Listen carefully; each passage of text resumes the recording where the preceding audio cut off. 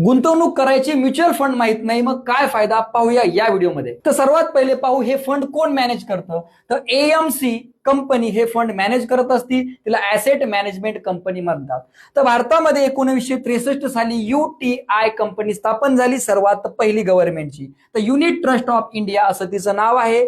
सध्या भरपूर खासगी कंपन्या पण मार्केटमध्ये आलेल्या आहेत आणि ही सरकारी कंपनी सध्या 7व्या क्रमांकावर काम करते. बरीचशी स्थापना का करण्यात आली? एक गोष्ट लक्षात घ्या, काही लोकांकडे पैसा होता पण गुंतवणूक करण्याचं ज्ञान नव्हतं, काही जवळ ज्ञान होतं पण पैसा नव्हता, म्हणून या दोघांचा संगम करण्यासाठी, सामान्य माणसाचा फंड मॅनेज करण्यासाठी या कंपनीची स्थापना करण्यात आली. म्हणजे सामान्य माणसाचा पैसा सुद्धा इन्व्हेस्ट झाला पाहिजे. तर गोळा केलेले पैसे एएमसी कंपनी कुठं गुंतवती तुम्ही पाहून घ्या, शेअर्स पासून ते ESG फंड पर्यंत.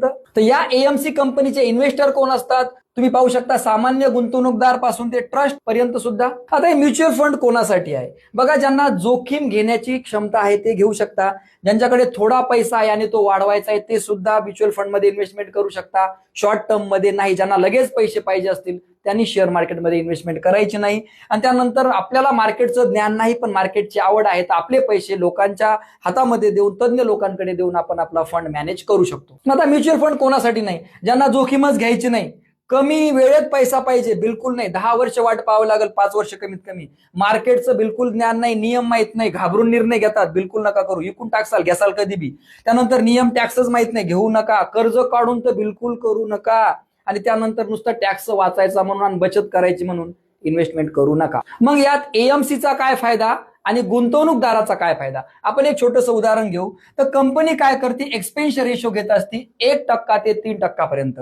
तर इथे आपण एक उदाहरण घेतलं, इथे 2% ते आपल्याकडून खर्च घेणार आहे आणि इन्व्हेस्ट केले एका माणसाने 1,00,000 रुपये. तर पहिल्या वर्षी 10% फायदा झाला, अमाऊंट झाली 1,10,000, ते 2% कापून घेणार, आपली अमाऊंट राहिली 1,07,800 रुपये.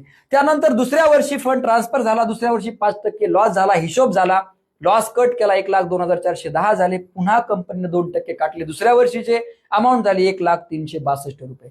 पण तिसऱ्या वर्षी पुन्हा अमाऊंट ट्रान्सफर झाली, खात्यात ठेवले, 10% फायदा झाला, 10% फायदा ऍड झाला, रक्कम झाली 1,10,398 रुपये, पुन्हा 2% कट झाले, त्यामध्ये 2,208 रुपये.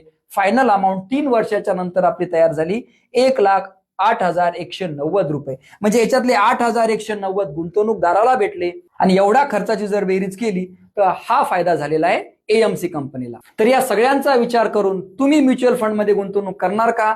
मला कॉमेंटमध्ये कळवा. भेटू पुढच्या व्हिडिओमध्ये. जय हिंद, जय महाराष्ट्र.